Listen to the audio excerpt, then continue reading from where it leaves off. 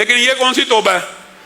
T V لگایا ہوا ہے, غیر محرم دیکھ رہا ہے, کوئی برا سین آ گیا, استغفر اللہ لا حول ولا قوت الا باللہ, اور دیکھتا چلا جا رہا ہے, بے ایمان دیکھتا بھی چلا جا رہا ہے اور سمجھ رہا ہے کہ میری توبہ قبول ہو رہی ہے. یہ کوئی توبہ نہیں ہے, یہ اللہ رب العزت کے ساتھ مذاق ہے. گناہ کو چھوڑنا بھی ہے اور ارادہ یہ کرنا میں نے یہ گناہ ساری زندگی دوبارہ نہیں کرنا. جب یہ ارادہ کرے گا تو توبہ قبول ہو جائے گی. پھر اگر گناہ ہو جائے غلطی سے پھر بھی معاف ہے, لیکن نیت تب بھی یہ ہوگی کہ میں دوبارہ نہیں کروں گا. اور اس کے اندر جو آخری اہم بات ہے وہ یہ ہے کہ حقوق العباد کے جو گناہ ہیں, کسی کے پیسے دینے ہیں, کسی کا حق مارا ہوا ہے, اللہ رب العزت سابقہ جن کا حق مارا ہوا وہ معاف کر دے.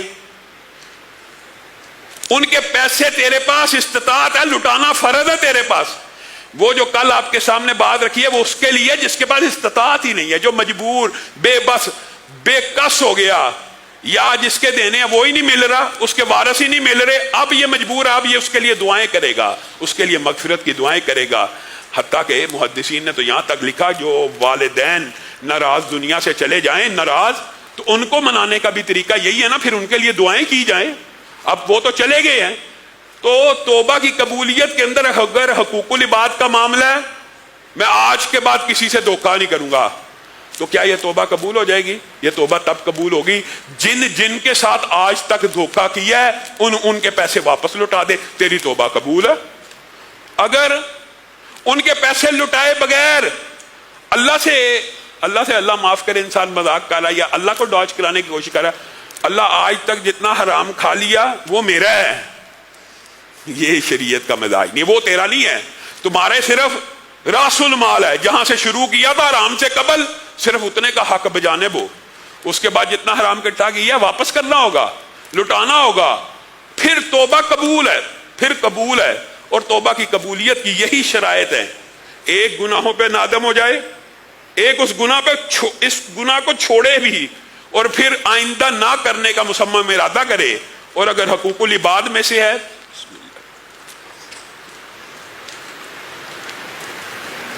تو اس کا حق لٹا دے. ہاں, جس کا حق لٹانا ممکن نہ رہے اس کے لیے دعائیں کرے, اور جس کا حق حقیقت میں ادا نہیں کر سکتا اس سے دنیا میں معاف کروانے کی کوشش کر لے, جد و جہد کر لے, صحیح کر لے. اگر شہداء کا قرضہ معاف نہیں, قرضہ کسی کا حق مارنا بنیادی طور پہ نہیں ہوتا, قرضہ صرف عارضی ادھار لیا ہوتا ہے واپسی کی نیت کے ساتھ, واپسی کی نیت کے ساتھ لیا ہوا قرض بندہ مر جائے تو حساب کتاب معلق ہو جاتا ہے. شہید کا معلق ہے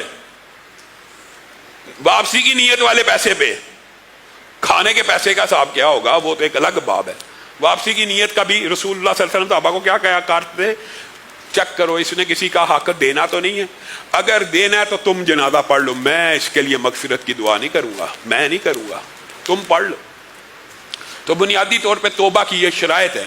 اور میرے بھائیوں, توبہ اور استغفار اتنا جلیل القدر عمل ہے, جیسے آپ کے سامنے واقعات رکھ رہا ہوں کہ اگر انسان زنا بھی کر کے آئے اور توبہ کرے اللہ معاف کر دیتا ہے. اس میں کوئی چمبے کی بات نہیں ہے, چوبے کی بات نہیں ہے, یہ شیطان کا مغالطہ ہوتا ہے کہ توبہ قبول نہیں. قاتل کو اللہ رب العزت معاف کر رہا ہے. اسی طرح جو بندہ جنگ سے پیٹ پھیر کے بھاگ جائے, جو 7 ہلاک کرنے والے گناہ ہیں نا, ان میں سے ایک گناہ یہ بھی ہے, آپ کو باقی گناہ بھی پتہ ہے, شرک کرنا, قتل کرنا, ماں باپ کی نافرمانی کرنا, بہت زیادہ گناہ ہیں جن کی توبہ لازمی, یقینی اور بدیہی ہونی چاہیے. حتیٰ کہ رسول اللہ صلی اللہ علیہ وسلم نے ارشاد فرمایا, جو بندہ کہتا ہے نا استغفر اللہ الذی لا الہ الا هو الحی القیوم واتوب الیہ, وہ بندہ اگر میدان جنگ سے بھی بھاگا ہونا تو اللہ تعالیٰ اس کی بھی توبہ قبول کر لیتے ہیں.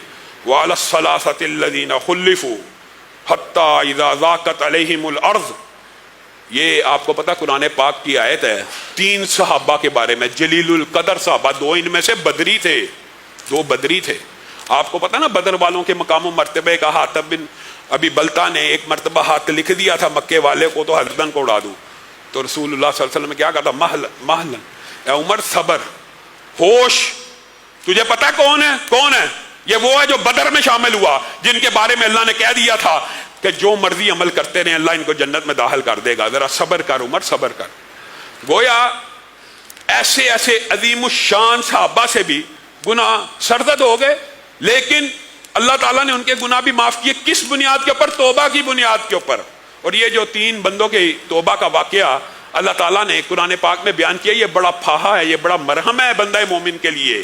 کعب بن مالک، ہلال بن امیہ اور مرارہ بن ربیع، یہ تینوں صحابین میں سے 2 بدری ہیں، آپ کو پتہ ہے.